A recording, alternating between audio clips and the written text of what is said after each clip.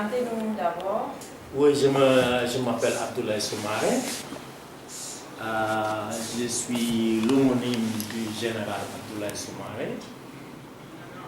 Mon père, Ibn Soumaré, est le petit frère du général Abdoulaye Soumaré. Et ainsi, quand je suis né, il m'a donné ce nom. Mais en premier lieu, je dirais merci à Amin Konaté et à Diamana d'être ici et d'être accueillis de cette manière. Je dis merci à Diamana et c'est une grande chance d'être ici parce que même au Sénégal, quand j'ai fait des recherches, Diamana veut dire le pays, mais le pays, c'est en fait le pays de la paix. Alors, Diamana, ça veut dire en Wolof, la paix et merci. D'accord. Première question d'abord, vous portez le nom d'une des figures emblématiques du Mali, général Soumaré. Alors, quel effet ça vous fait de vous retrouver au Mali ici? Ce que ça me fait, c'est que, en fait, c'est le devoir accompli. Parce que si le général Soumaré est beaucoup plus évoqué au Mali, cela n'empêche pas que pour moi, au niveau de ma famille, bon, c'est tout un destin. Moi, le général Soumaré, c'est mon destin. C'est un nom qui m'accompagne depuis ma naissance. Je suis venu au monde. Mon père m'appelait tout le temps Abdoulaye, son frère Abdoulaye. Et c'est en 64 qu'il est mort.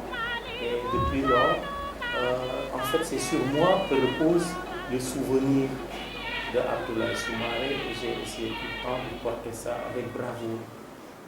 Et après aussi longtemps, c'est un long combat d'être indépendant et je me suis mis sur ce chemin et j'y arrive lentement et je remercie à toute la famille, à tout le monde d'être enfin ici, de pouvoir parler aussi du général Abdoulaye Soumaré sur lequel j'écris aussi des livres. Par exemple, cette pièce, Un rêve d'amour, c'est la mère du général Soumaré, qui est l'héroïne de cette pièce de théâtre, qui s'appelle Karomani Parsin Soumaré, qui venait de Saint-Louis, et c'est à quoi je travaille. C'est un grand bonheur de tous. Et quel est l'objet de votre visite au Mali ici? Comme je disais, le Mali et le Sénégal ne sont pas différents. Et sous les lumières du panafricanisme, et moi, mon travail d'écrivain, c'est en fait ça, de relier ce qui a été utilisé. Donc, le Mali, j'ai une partie de ma famille ici, une partie de ma famille au Sénégal. De redevenir en fait une famille, c'est en fait le panafricanisme. C'est du bon travail qu'on a fait entre-temps, depuis que je suis ici au Mali, ça fait 3 semaines. J'envisage avec Salif Traoré de faire un film sur le panafricanisme. Je travaille avec les plus jeunes cinéastes, comment on peut y arriver. Et le sommet de tout cela, ce sera en l'an 2025, où on essaie de faire un hommage spécial à Djibril Diop Mambéty. C'est le cinéaste du Sénégal le plus éminent et puis le plus panafricaniste et le plus critique socialement. Et ce festival, en 2025, ce sera son 80e anniversaire. Mambéty est mort il y a quelques années, mais ce sera son 80e anniversaire. Et on veut faire cet hommage spécial à Djibril Diop Mambéty et on y inclut positivement le Mali parce qu'on veut connaître ça avec la fête du Sikisso, du prochain Sigi, qui aura lieu en 2025. Et dans ce cadre, reposer le problème du panafricanisme. Et à mon âge, j'ai 60 ans, je dis pour enfin pouvoir me reposer et donner la balle aux plus jeunes. D'accord. Et vous avez des projets en vue actuellement? Oui, on a de grands projets. Par exemple, l'éditeur de ces livres, ça aussi je l'ai écrit, La rue de la forêt, ça parle des 30 années que j'ai vécues en Europe. Et l'éditeur, personnellement aussi, il s'appelle Mohamed Fati. Son père et sa famille, ils viennent aussi du Mali, du Sénégal, Mamadou Fati, il a été amené en France quand il avait 7 ans. Et il a bien étudié là-bas, il est professeur de biochimie, et il a dirigé de grands laboratoires et tout ça. Mais sa vocation, son amour, c'est la littérature amour. Et depuis lors, il a créé sa propre maison d'édition qui s'appelle Épiderme. Et c'est cette maison d'édition qui publie nos livres. Je dis bravo à Mamadou Fati. C'est vraiment très beau ce qu'il a fait. Et notre ambition, c'est de nous reconnecter à la terre-mère comme il dit. De revenir et d'avoir des contacts ici avec les gens. D'accord. Revenons un peu au Un rêve d'amour. Alors pourquoi ce livre? Ce livre, c'est en fait, le rêve d'amour, c'est... je retravaille sous la lumière de mon père, Ibn Soumaré, qui était le directeur de l'IFON, l'Institut fondamental d'Afrique noire, ami d'enfance de Cheikh Anta Diop. Ils ont vécu la grand-mère de Abdoulaye Soumaré, Karo Marie-Parcine Soumaré, c'était la tutrice de Cheikh Anta Diop. Cheikh Anta Diop a vécu chez elle. Et mon rêve d'amour, on parle de Caroline Marie-Parcine Soumaré, on ne parle plus de ces femmes. C'était les Signares qui vivaient à Saint-Louis, comme on dit, les femmes métisses. Et pourquoi ce rêve d'amour qui est axé sur elle? Elle est l'héroïne de cette pièce, parce qu'on l'appelait aussi une femme de caractère. C'est un roman qui est très féministe, qui met au milieu de la scène la femme. Le féminisme n'est pas étranger à l'Afrique, sous les lumières du matriarcat aussi. Et j'essaie de reposer cette question. À mon avis, moi de toutes les façons, toute ma vie, j'ai combattu aussi pour les droits de mes soeurs et de ma mère et tout ça.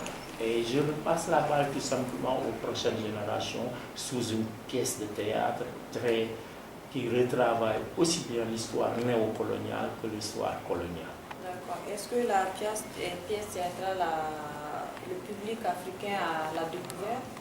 Non, pas encore. C'est l'objet de ce voyage que j'ai fait avec Kapkoum Teba, qui est mon époux.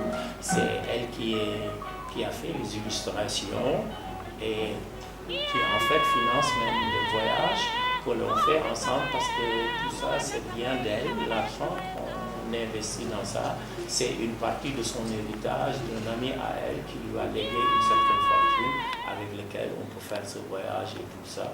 Et elle travaille aussi dans ça. On a créé ensemble un musée qui s'appelle le Musée des artistes inconnus et essayer de promouvoir l'art des gens qui ne sont pas tellement connus et tout ça. Donc l'objet de la visite en Afrique ici, c'est un peu pour promouvoir la pièce théâtrale ou comment est-ce que vous pouvez en reprendre? L'objet de la visite, c'est faire connaître mes écrits, faire connaître notre maison d'édition, nous reconnecter aussi à la terre-mère comme Mamadou Fati dit. Ça m'a convaincu. Parce que certains d'entre nous, c'est toute la diaspora, c'est l'histoire de la diaspora que je raconte pratiquement dans la rue de la forêt, du moins mes 30 années passées en Europe. Et cette diaspora qui vit en Europe a de grands envies de se reconnecter à la source. Et je pense que c'est réciproque aussi parce que l'Afrique aussi peut tirer un grand profit de la diaspora. Économiquement, déjà c'est le cas, c'est pratiquement la diaspora, les gens en Europe qui financent pratiquement toute la population sénégalaise, comme on dit, et tout ça, ça doit être un sujet de débat. Et les pièces de théâtre, un rêve d'amour ne parle pas de ça, mais dans le contexte global, un rêve d'amour parle aussi bien de la traite de la pomme qui a précédé l'esclavage que de l'esclavage et parle du capitalisme global. Ça veut dire qu'on reste tout le temps dans le sujet actuel et c'est quelque chose que je thématique intentionnellement à mon âge pour repasser la balle aux plus jeunes comme vous. Et vous avez à votre actif combien de livres? Entre-temps, il n'y a que ces deux ouvrages qui ont été publiés, Un rêve d'amour et La rue de la forêt. l'œuvre qui est en édition à Épiderne, qui s'appelle Civilisation ou Barbarie, que j'ai repris de Cheikh Anta Diop, le titre de Cheikh Anta Diop, Civilisation ou Barbarie, que je repose à nouveau. C'est l'œuvre qui est en édition à Épiderne. Et dans cette œuvre, je parle vraiment de mon enfance sur une certaine partie et du général Abdoulaye Soumaré. Et j'alerte aussi les gens du Mali comme ceux du Sénégal, et je leur dis que la ville de Saint-Louis, d'où le général Abdoulaye Soumaré, il est né là-bas, son père c'était Babacar Soumaré, qui était fils d'Abdoulaye Soumaré, qui a été enlevé de Caille. Abdoulaye, le père de Babacar, venait de Caille, on l'a amené à l'école des fils des otages à Saint-Louis. Et c'est là-bas qu'il s'est marié avec une femme métisse des Français et des populations autochtones. Et c'est de cette union que Babacar est né. Et Babacar est le père d'Abdoulaye. Et pourquoi j'alerte? Parce que le cimetière de Saint-Louis, qui se trouve à côté de la mer, c'est là-bas où est la tombe du général Abdoulaye Soumaré. Et comme tout le monde le sait, Saint-Louis est gravement menacé par la montée des mers. Et cette pièce de théâtre thématise ça en fait. Une scène se joue au milieu de ce cimetière avec la tombe du général qui va être engloutie par la mer. Et ça, j'ai l'impression que ça n'intéresse pas les autorités, aussi bien maliennes que bon, les jeunes gens comme vous ne savent même pas où est la tombe du général. Et je dis, bon, moi, quand j'étais petit, mon grand frère, mon père avait tenu à lui dire, il faut montrer à Ablaye où est la tombe. Comme ça, il va tout le temps savoir.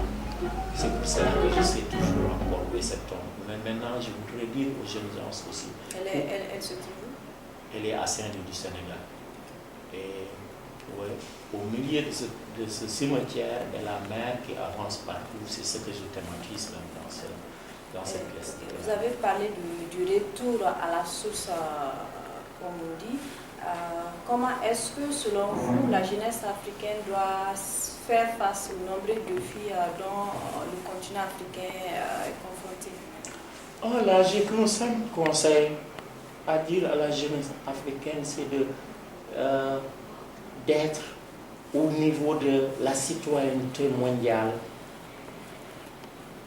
d'être citoyen du monde.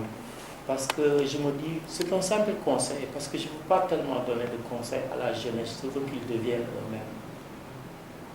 Par humilité peut-être, je ne sais pas, ou bien par éducation. Parce que mon père, il était très intellectuel, il m'a éduqué sans frappe, sans violence, rien du tout.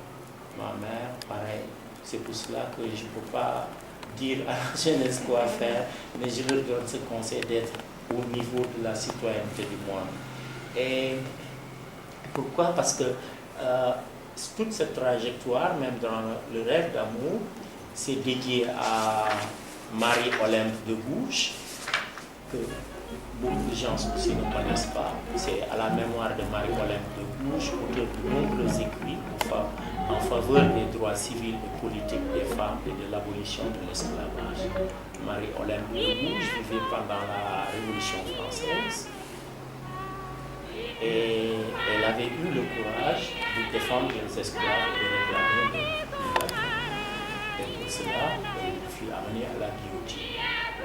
Et je suis reconnaissant à cette femme et je lui dis merci. C'est une occasion de lui dire merci et de lui donner le flambeau aux plus jeunes qui continuent la lutte. Parce que même si une Française dans les temps avait ce courage de faire ça, et pour cela elle a fini à la guillotine sur l'estrade mortelle. Elle a dit aux enfants, vous allez manger moi.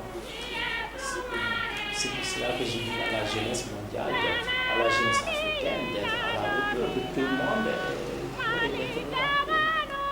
Du courage et bonne chance. Merci. Merci. Dankeschön. Okay, danke euch beiden, Anitje. Et nous dire aussi nous deux merci. Merci.